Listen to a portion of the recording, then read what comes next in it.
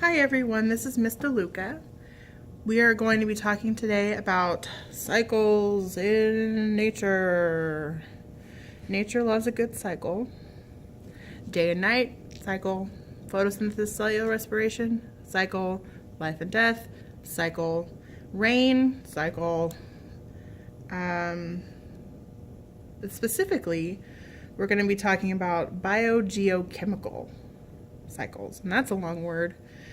So before we get to that, we're going to set up our Cornell style notes. So we've got questions over here, summary at the bottom, and we're going to start out with a vocab word, which is biogeochemical cycles.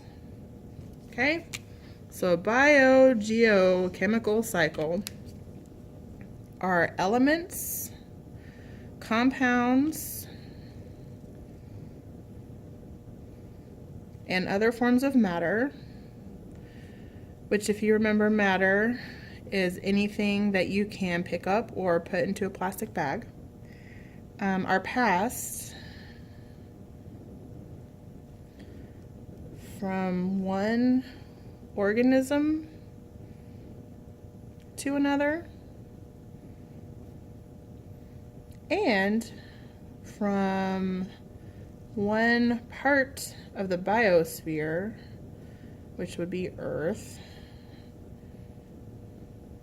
to another.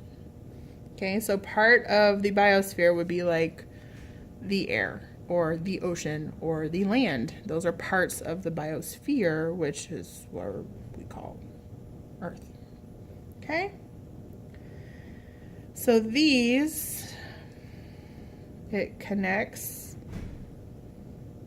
the biological, the geological, and chemical aspects. That's where we get biogeochemical. We're so clever. Okay. So the first cycle we will talk about, which we should all be very familiar with, is the water cycle. Yay! The water cycle you should have learned about in like the 4th or 5th grade. So here we're gonna have a tree. And then we're going to have the land. And then on this part of the land, there's a little lake. And there we go. Then up here, we've got our clouds. Okay. So plants take up a lot of water. Not all of the water that they take is used. So sometimes water comes out of their leaves, and that is called transpiration. Okay, that's water going out of plants and up into the sky. Okay, so then we have little raindrops or sleet or ice or snow coming down, and that is called condensation, right? Okay, so we've got transpiration coming off of trees. Condensation, or clouds are just giant balls of water. Okay, so clouds drop their water in the form of precipitation.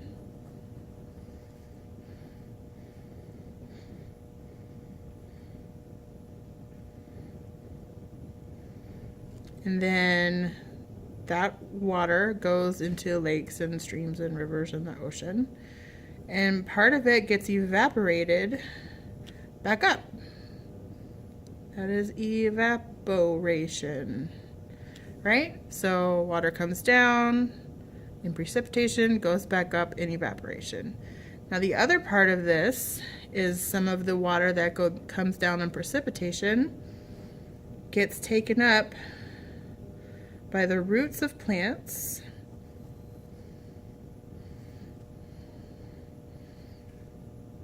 That's root uptake. So the roots take in the water, the leaves let some of it go. Okay, the water also evaporates from the oceans or the ground. It builds up in the sky, and then the sky releases it back down to the ground, and then it just goes on up and down and up and down and up and down. Okay? So water is constantly moving.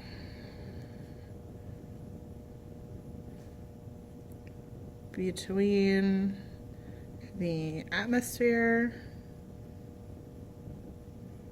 and Earth. Up and down, up and down. All right, so the next cycle that you might not be familiar with, although you should be a little, but you just didn't know, is the carbon cycle. Carbon's very important to living things. If it weren't for carbon, we wouldn't exist. So thanks, carbon. Okay. So there are 4 ways that carbon gets moved around.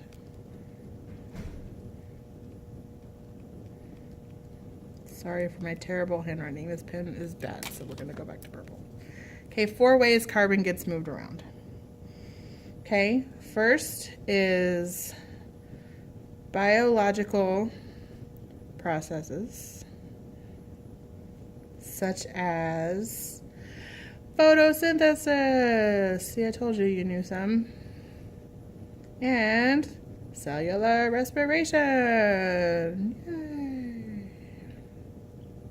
All right, those both have to do with carbon dioxide.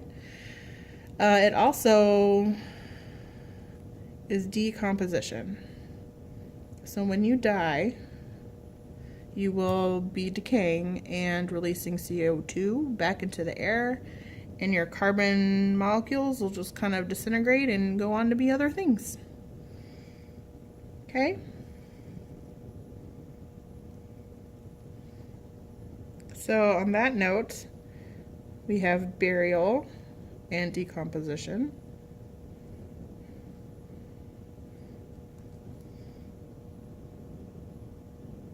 And conversion under pressure. What does that mean? Okay, so when the dinosaurs died and the plants that the dinosaurs lived on died, they got buried in the ground, and dirt was piled on top and piled on top and piled on top until it created a great pressure, and then all of those carbons turned into oil. And that's what we call fossil fuels, because they are literally made out of fossils.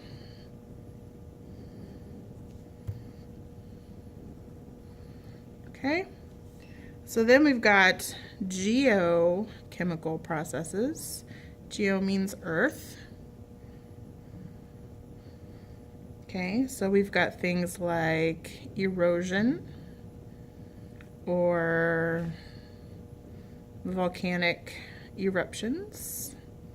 Those both release CO2 back into the air.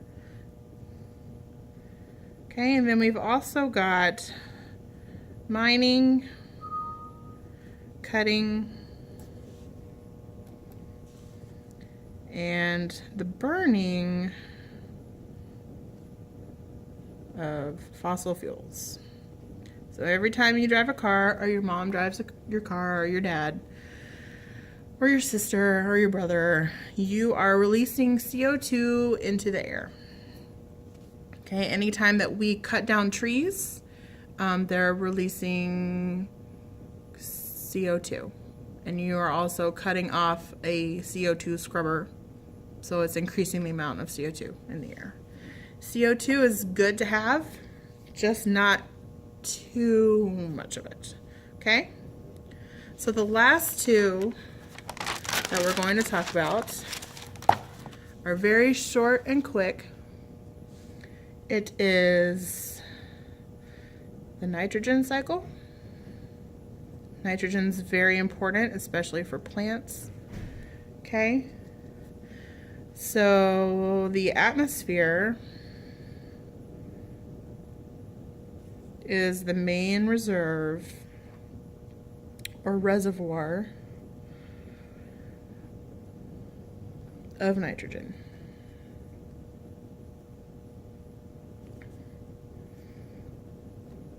Okay? It also cycles through the soil and tissues of living organisms. If you don't have enough nitrogen in your soil, your plants won't grow.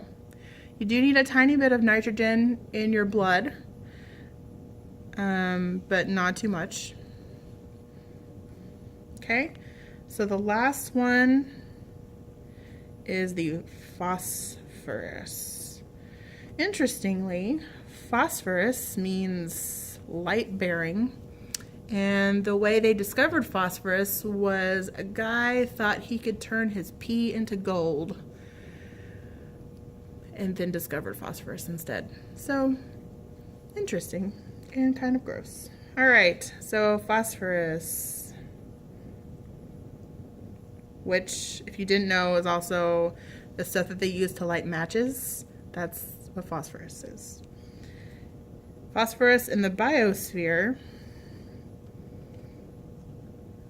it cycles among the land, ocean, sediments, and us. And by us, I mean living organisms. All right, hopefully this didn't make you go on to a second page. If it did, that's okay. But still, I would like you to go back and write a little summary. What did you learn? Maybe 1 or 2 questions down here on the side. And get started on your Mobius strip cycle, foldable. Thanks.